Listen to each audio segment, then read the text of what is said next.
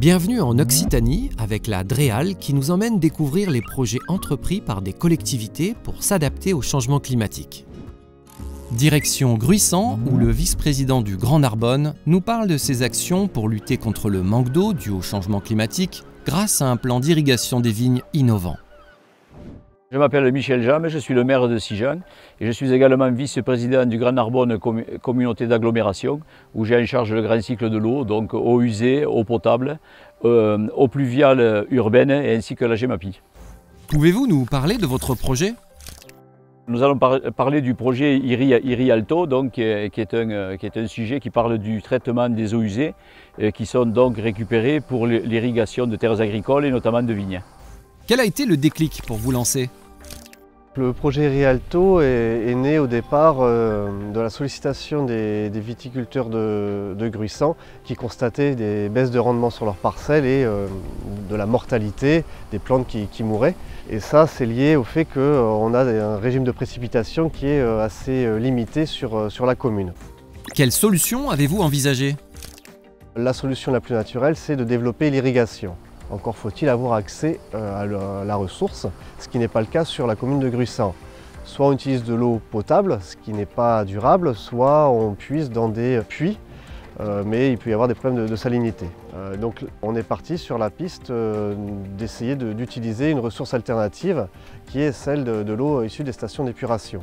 Puisqu'en période estivale, la vigne a besoin d'eau et on a des touristes qui consomment de l'eau potable qui ensuite est traitée puis rejetée à la mer.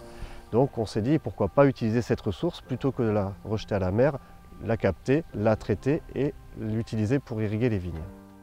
Comment ce projet a-t-il démarré ?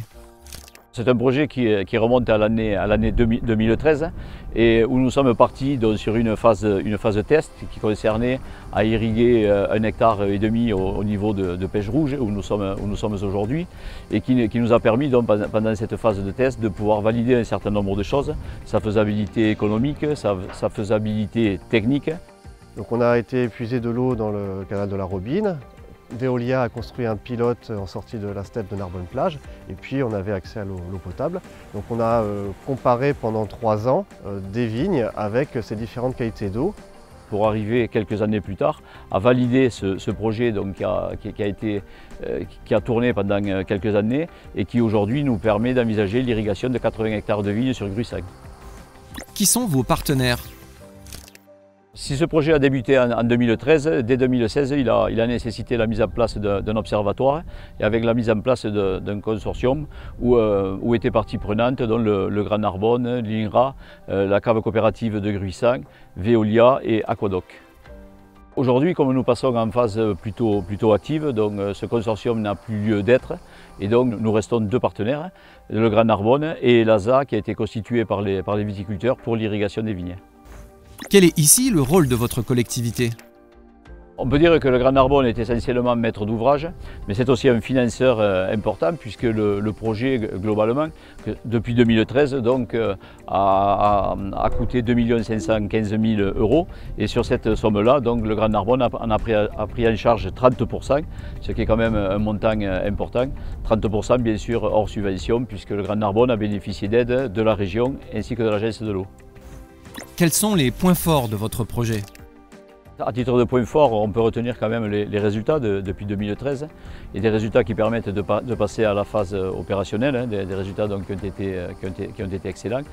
Et ce sont ces partenariats donc, justement, qui ont permis de mener le projet à bien et d'avoir de solides résultats. Donc pour le Grand Narbonne, nous apparaissons un peu à la pointe du progrès puisque dans ce programme de recherche et développement, nous allons permettre d'irriguer ce qui aujourd'hui était difficilement irrigable. Et en récupérant une partie des eaux usées, mais évidemment il y a moins de rejets. Donc pour nous, le projet environnemental est important. Comment va se dérouler la phase de déploiement ? Nous en sommes maintenant sur une phase presque finale. Et il faut savoir que c'est quand même un budget de l'ordre de 755 000 €. Une fois que tout sera en place, donc, les viticulteurs bénéficieront d'un prix de l'eau qui est moindre par rapport à ce qu'il est habituellement. Donc là on part sur un démonstrateur de 80 hectares, dont la moitié pour les vignes de l'INRAE. Et donc on est dans un collectif où on retrouve des viticulteurs de la coopérative, des viticulteurs indépendants. Donc on va les accompagner pour que chacun comprenne quand irriguer la vigne par rapport à ses besoins et ses objectifs de production. Et l'idée, c'est que la ressource soit gérée de façon durable et équitable entre tous les viticulteurs. Avez-vous un message fort à faire passer aux autres élus ? Vous savez, vu les dérèglements climatiques que nous connaissons actuellement, nous devons souvent y chercher des solutions alternatives à toutes sortes de problématiques, dont celle de l'irrigation des terres agricoles. Et je pense qu'aujourd'hui, il faut être innovant et se diriger vers ce genre d'opération.